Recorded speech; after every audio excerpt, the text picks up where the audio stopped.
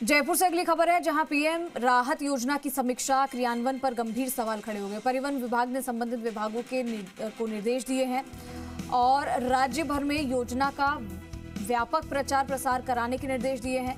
TMS 2.0 access नहीं, अस्पतालों का भुगतान अटका।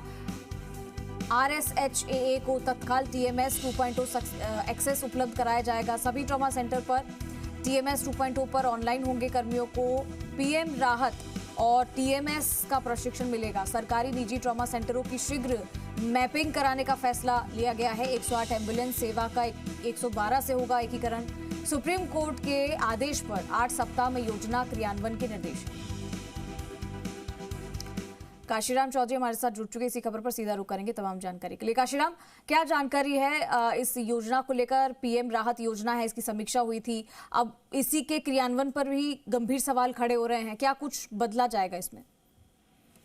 देखिए चंद्री, पीएम राहत योजना वो योजना है जिसमें कि किसी भी दुर्घटना में जो घायल व्यक्ति होते हैं उनको तुरंत और निःशुल्क उपचार उपलब्ध कराया जाता है।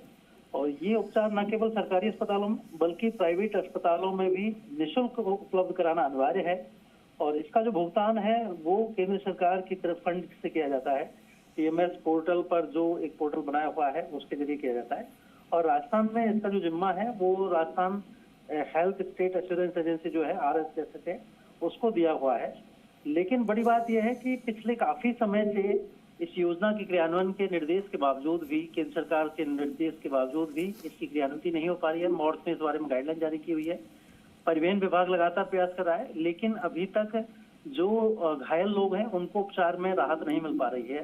निःशुल्क उपचार जो मिलना चाहिए निजी अस्पतालों में वो नहीं मिल पा रहा है।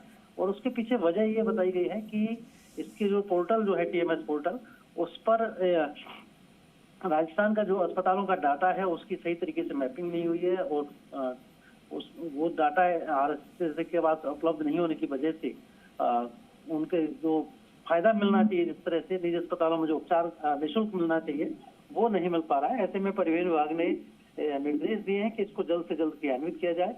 और RSHA के जो अधिकारी हैं उनको इस बारे में तुरंत प्रभाव से कार्रवाई करने के लिए कहा गया है।